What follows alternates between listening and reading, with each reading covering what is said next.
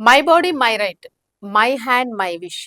మీకు ఆల్రెడీ అర్థమైపోయే ఉంటుంది. దీని గురించి ఇప్పుడు ఒక సోషల్ మీడియా వారే జరుగుతుంది. అది కూడా singer to singer. So, singer to singer ఎవరెవరు?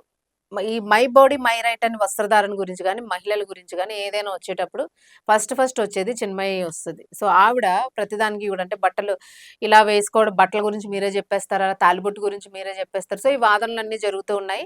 అసలు ఎవరు ఏం సొసైటీ గురించి ఏం వాదిస్తున్నారు? అసలు ఏం మార్పు తీసుకొస్తున్నారు సొసైటీలో అనేదైతే యాక్చువల్‌గా అర్థం కావట్లేదు. ఇలాంటి వాళ్ళేంటంటే చాలామంది చిన్న చిన్న పిల్లల్ని అబ్యూజ్ చేసి చంపేస్తూ ఉన్నారు. అసలు మరి అత్యంత దారుణాలు జరుగుతూ ఉన్నాయి. సో, అటువంటి విషయాల్లోనే ఎప్పుడు గూడా ముందుకొచ్చి నేనున్నాను. ఇదిగో ఈ అమ్మాయిని నేను దత్తత తీసుకున్నాను. ఇదిగో ఈ పాపని నేను చదివిస్తున్నాను. ఇగో ఈ అత్యాచారం జరిగింది గదా! ఈ మహిళకి నేను ఇలా పోలీస్ స్టేషన్‌కెళ్ళి కంప్లెయింట్ ఇచ్చి నేనే దగ్గరుండి కేసు మొత్తం హ్యాండిల్ చేసి, ఆ చేసిన వాడిని నేను జైల్‌లో పెట్టిచ్చాను, శిక్ష వేయించాను అని అన్న దాఖలాలు ఈ రోజు వరకు ఎక్కడా కనబడల. సోషల్ మీడియాలో మాత్రం టక టైప్ చేసి ఒక పోస్ట్ పెట్టేస్తే అయిపోయింది. Full popular. సో, ఈ రేంజ్‌లో తయారయ్యారు ఆల్‌మోస్ట్ ఆల్ సెలబ్రిటీస్ అని జెప్పేసి చాలా మంది చాలా సీరియస్ అవుతూ ఉన్నారు.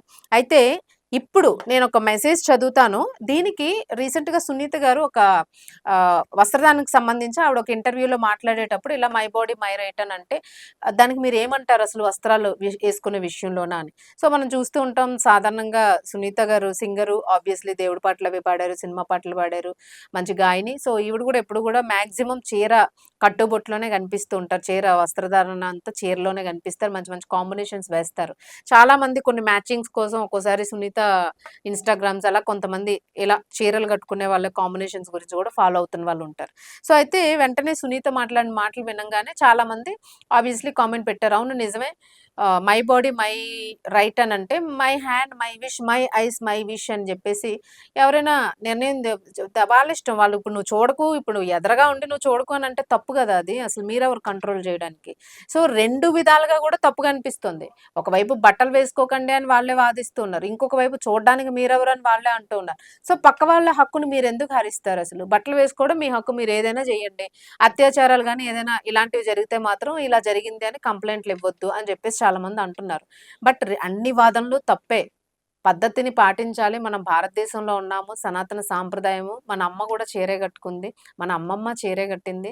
పద్ధతిగా పెంచారు. చిన్నప్పటి నుంచి మనం అన్నీ కప్పుకొని పద్ధతిగా పెరుగుతూ ఉంటాం. ఆడపిల్లకి ఇది కప్పాలి, మగపిల్లాడికి ఇది కప్పాలి అని ఒక బట్టలు ఒక అటైర్ అనేది అలవాటు చేస్తారు చిన్నప్పటి నుంచి గూడాను. అమ్మాయి పెద్ద పిల్ల అవ్వంగానే పట్టు పరికిణి ఏస్తారు.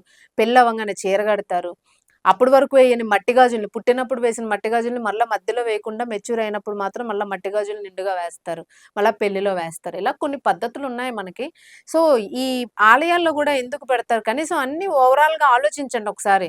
అసలు మనం ఏం ఫాలో అవుతున్నాం? పెళ్లి పీటల మీద ఒక బికినీ లేపోతే ఇంకోటేసుకొని కూర్చుంటామా? కూర్చోం గదా! సో, అది అసలు ఎక్కడా గూడా జరగదు. ఈవెన్ అదర్ కంట్రీస్ పెళ్ళిళ్ళలో గూడా మేబీ జరగదు. వాళ్ళు గూడా ఒక పెద్ద లాంగ్ వైట్ ఫ్రాక్ యేసుకుంటారు. చక్కగా మంచి అటైర్ అద్భుతంగా ఉంటది. కాపోతే మహా అయితే కొంచెం ఫ్రంట్ పార్ట్‌ని మాత్రం కొంచెం కొ ఫారినర్స్ వాళ్ళకంటే కొంచెం ఎక్స్‌పోజింగ్ అనేది వాళ్ళకుంటుంది. బట్ మన సాంప్రదాయ పద్ధతిలోనే కామన్‌గా చీర కడతాము. చక్కగా దేవతలాగా అలంకరింపబడతాం. ఆడవాళ్ళు నిజంగా స్త్రీమూర్తులు దేవతలతో సమానం అన్నట్టు భావిస్తూ ఉంటది ప్రపంచం అంతా గూడాను. సో, అలా భావించాలి అని అనుకుంటే మనం గూడా కొంత దానికి న్యాయం జేయాలి. సో, అట్లా జేయకుండాను నా బట్టలు నా ఇష్టం, నా ఒళ్ళు నా ఇష్టం, నేను ఇప్పుకు తిరుగుతాను నువ్వెవడు చూడ్డానికి అని అంటే మాత్రం కుదరదు. మరి అలా అని అందరూ అంటూ ఉన్నారు.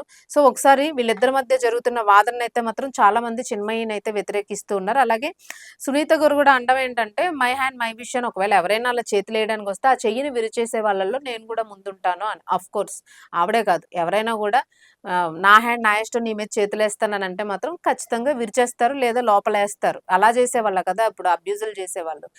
లేదు ఇంకా చూస్తున్నాము నీ గుడ్లు పీకేస్తాము అనంటే మాత్రం అది కుదరని పని. మనం ప్రపంచం మీద ఇప్పుకు తిరుగుతాం మమ్మల్ని ఎవరు చూడకూడదనంటే అసలది కుదరదు.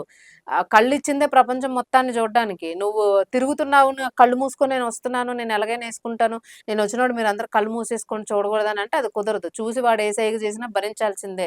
వాడేమన్నా భరించాల్సిందే. ఇంకా మీకు ఇబ్బందిగా ఉంటంటే పోయి పోలీస్ స్టేషన్‌లో కంప్లెయింట్ పెట్టుకోవాల్సిందే. లేదు అని అనుకుంటే ఎదురుగా ఉండి మీకు ఇబ్బందనిపిస్తే చెంప చెల్లుమనిపిస్తే అవతలోడు గూడా మన చెంప చెల్లుమనిపిస్తాడు. అక్కడ ఏం జరగాలో ఆ రచ్చ జరిగిద్ది. సో, ఈ విషయంలోనసలు మహిళలు, బట్టలు, ఈ వస్త్రధారణ విషయంలో ఇలాంటి మాటలు, ఇలాంటి మెసేజ్‌లు చూసి పిల్లలు ఎంత చెడిపోతున్నారంటే, మనం పద్ధతిగా పిల్లల్ని పద్ధతిగా పెంచడంలో తప్పేముందసలు నాకర్థం కాదు మామూలుగాను అనుకుందాం. ఎంతోమంది తండ్రులు, తల్లులు చూస్తూ ఉంటారు ఈ వీడియో. మీకేమనిపించిందో దయచేసి ఈ మహిళలు వస్త్రధారణ విషయంలోను ఒక కామెంట్, మంచి కామెంట్ అయితే పెట్టండి. ఎందుకు మనం నిండుగా కప్పుకోవాలి? స్త్రీ ఎంత చక్కగా నిండుగా ఉంటే ఎంత అందంగా ఉంటది. అది వీలైతే కామెంట్ బాక్స్‌లో కామెంట్ పెట్టండి. వన్ మోర్ థింగ్ ఏంటంటే, మన ఉద్యోగాన్ని బట్టి కొన్ని బట్టలు వేసుకుంటూ ఉంటాము. అంటే ఇప్పుడు లైక్ స్విమ్మింగ్‌కి స్విమ్ సూట్ ఉంటుంది. పూజకి చీర కట్టుకుంటాము. లేదు ఏదో గోడ దూకి ఏదో ఎళ్ళాలనంటే చీరతో గెంతలేం గాబట్టి ఒక చూడిదార్ యేసుకుంటాం. ఇలాగ ఒక్కొక్క దానికి ఇప్పుడు కలరీ పట్టు ఉంటుంది. దానికి గూడా మంచిగా ఇలా కచ్చలాగా బిగించి టైట్ శారీని మొత్తం చేసేసి తిప్పుతా ఉంటారు. అక్కడ చీరేసుకొని లూజ్‌గా వదిలి తిప్పడానికి కుదరదు. సో, అలాంటి చోట దానికొక కట్టు ఉంటుంది. అలా ప్రతిదానికి గూడా ఒక ఎటైర్ ఉంది. ఆ ఎటైర్‌ని ఫాలో అవ్వడంలో తప్పేం లేదు. కానీ ఇప్పుడు చేస్తున్న కామెంట్స్ ఇప్పుడున్న యువతను పూర్తిగా తప్పుదోవ పట్టించేస్తున్నాయి. మీరు వుమనిజము, ఫెమినిజము ఇవన్నీ మాట్లాడుతూ ఉంటే అసలు పిల్లలు ఇంట్లో గూడా మాట వినట్లేదు. అమ్మ చక్కగా పండగొచ్చింది పట్టు పరికిణి యేసుకుంటే, "ఏ లేదు నేను జీన్స్ షర్ట్ యేసుకుంటా" అంటున్నారు. సో, అట్లా గాదు. కొన్ని కొన్ని మంచి పద్ధతులు అలవాటు చేయడం మంచిదే అని చాలామంది ఇప్పుడు బాధపడుతున్న విషయం. చాలామంది పెద్దలు బాధపడుతున్నారు. ఇందులో వచ్చిన కామెంట్స్ కొన్ని చూద్దాము. చిన్మయి ప్రతిదానికి ఎందుకు అడ్డుపడుతుందో నాకు తెలియదు. పిల్లలు అత్యాచారాలు జరిగినప్పుడు మాట్లాడదు. బాలికలు హత్యకు గురైనప్పుడు మాట్లాడదు. మానవ అక్రమ రవాణా కారణంగా అనాథ బాలికలు అక్రమంగా తరలిస్తున్నప్పుడు మాట్లాడరు. చదువు, ఆహారం మొదలైన వాటి కోసం సహాయం అవసరమైన పేదలు లేదా అనాథ బాలికలు ఆమె ఎప్పుడూ సహాయం చేసినట్లు కనబడలేదు. కేవలం బట్టలు విప్పుకుంటూ నా ఇష్టం దీని గురించి మాత్రమే మాట్లాడుతుంది. ఇదంతా చెత్త. సో, ఇది ప్రజల అభిప్రాయము. మీరు గూడా ఏమనుకుంటున్నారో కామెంట్ పెట్టండి. కామెంట్స్ అయితే వస్తూ ఉన్నాయి. సో, మొత్తానికి బట్టల విషయంలో గాని, లేదా హక్కుల విషయంలో గాని ఇవన్నీ గూడా ఆల్రెడీ చట్టాల్లో ఉన్నాయి. ఆ చట్టాల్లో అందరికీ తెలుసు ఫాలో అవుతారు. అండ్ అన్నిటికన్నా ముఖ్యమైనది మన అమ్మా, నాన్న మనల్ని పెంచారు. ఆ పద్ధతిలో అట్‌లీస్ట్ మనం బ్రతకగలిగితే చాలు. అంతేగాని ఎవరో ఏదో ఫెమినిస్ట్‌లో, వుమనిస్ట్‌లో మెసేజ్‌లు పెట్టారు. దీన్నే మనం ఫాలో అయిపోదామని యువత మాత్రం దయచేసి తప్పుదోవ పట్టకండి. మీకు శతకోటి నమస్కారాలని పాపం సాంప్రదాయం కోసం, పద్ధతి కోసం భయపడుతున్న తల్లిదండ్రులందరూ గూడా మెసేజ్‌లు పెడుతున్నారు. సో, మీరేమనుకుంటున్నారో కామెంట్ బాక్స్‌లో అయితే కామెంట్ పెట్టండి.